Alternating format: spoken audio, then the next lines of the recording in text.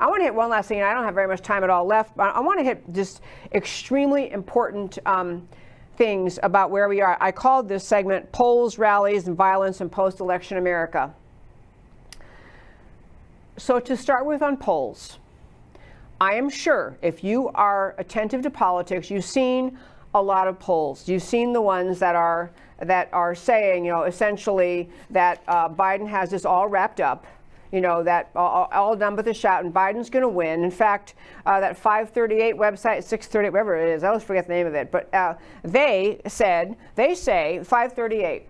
They say that Biden is going to win the White House, the Democrats are going to win the Senate, and the Democrats are going to keep the House. So this is what 538 is predicting. And they have all sorts of polls, and they go all over the place, all over creation about, this state and this race and this Senate race and this House race and all this, and they have tons and tons of data. And I understand if you are a supporter of America, if you love freedom, if you don't want our country to become Marxist, and you don't want to therefore don't want the Biden presidency, you may feel like, oh my gosh, all is lost. Please believe me. Not only is not all lost, in my guess, and I am going to go way out here and say it, I think President Trump is going to win. And the reason I think that is because I can use my eyes and watch the world and not just rely on a bunch of polling done by people I don't know, by organizations that got it heavily wrong in the 2016 election cycle, and most of them are leftists and they're hankering to get rid of Trump. I think that President Trump is connecting with the American people. In fact, I'll tell you one thing, there's just a great little polling piece, if I can find it quickly. But did you realize, for all the grumbling that the left is claiming that, that Trump's in trouble and, they think they've got it all done, do you realize what his approval rating is? Trump, what it is?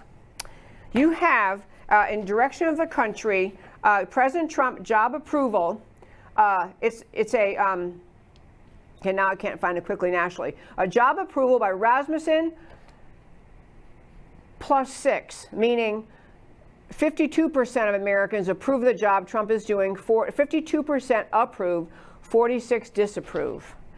There are all sorts of rankings that aren't going to make it into the polls.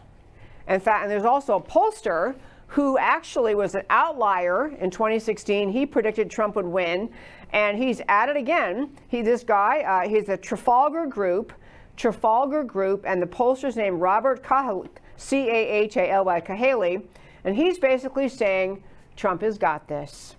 And the reason he's saying it is he talks about all the people who are polled, he uses the word shy. I would use another word. I think people are so bullied by leftists in this country, they hate to even acknowledge, even to a pollster, who they support. Easier to say, oh, yeah, I'm with Biden all the way. This guy says they're polling very confident Trump is going to win. But I want to encourage you to trust your eyes, trust your ears, trust the news stories you read. When you see, literally, when Obama, the famous, the guru of the American left, Obama, went to do a rally in Philadelphia for Joe Biden, he couldn't get whatever it was, 25 people there. It was a joke. There was no enthusiasm for Obama. There's even less for Biden. He's now announced 9 days out, whatever it is, 8 days out from the election, that he's putting a lid on his campaign. Now, maybe he's not going to end up doing that because other people say, oh, no, he's going to do things. He's barely out there. Trump is running, 3 rallies a day. Every place he goes, he has Americans lined up outdoor, down the street. In fact, I have a very quick clip, if Derek can play this quick clip, at this, before this ad, I don't know which one it was. I think it's the third one. No, I'm sorry, Trump in New Hampshire. Just a quick clip, Trump in New Hampshire rally. Right now, the Real Clear Politics average has Joe Biden up 11 points in New Hampshire. 11 points. And we just walked a 2 or 3 mile line of Trump supporters just lined up to get in here, guys, today. Biden's not up 11 points. Biden is not up 11 points. There is real support among him, and I think that is why the president is here today. Just because of the line right here. Okay, I have, I could, in fact, I'm going to bring in and try to do tomorrow. so many clips of all the rallies Trump is doing, 3 a day, flying everywhere, high energy, arriving with passion, people lined up at the airports, in the streets, lined up ahead of time, overnight in the rain, to get in to listen to him speak. And it's not because these people are sycophants. It's not because they think he's, they're worshiping him. They love what he's saying about America. They love the reaffirmation of America. They love seeing a guy strong enough, determined enough to speak up for this country. They love it. And I will tell you, I understand what the polls say, and I don't buy it. I think Trump is going to win this. I think he's going to win it because what he's saying resonates as true among the American people. And what Biden is proposing for this country, what he's been doing to this country, the kinds of ideas he is floating for this country, like ending fracking, seriously, and increasing taxes by $4 trillion, I think there are plenty of Americans who might understand it's not trendy to say it, it's not popular to say it, but they know that Trump is on the right track and Biden is scary. I had labeled this segment, and I'm going to have to do it another day. I labeled this segment to talk about the threats of violence after the election. In fact, I will get to it tomorrow. I think it's important to understand, ignoring the polls is one thing, but being alert to how deeply invested the communist, Marxist, socialist left is in winning this election and in convincing their own followers that the only way Trump could win is if he cheats. And the only person entitled to be president is Biden.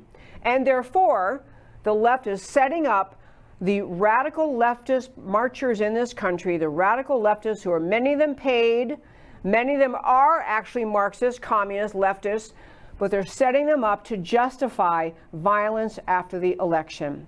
And I'll leave this teaser. I do need to end the show today, but I'll get to this tomorrow, talking with you about the violence being threatened, the specific violence being threatened, the plans they're putting right out there on the internet. We're going to rally here, we're going to show up here, we're going to refuse, and they're going to refuse to stop protesting until Trump agrees to step down. I'm telling you this because I think that the best remedy to fight these people is have a massive Trump victory. Massive. On election day, massive Trump victory.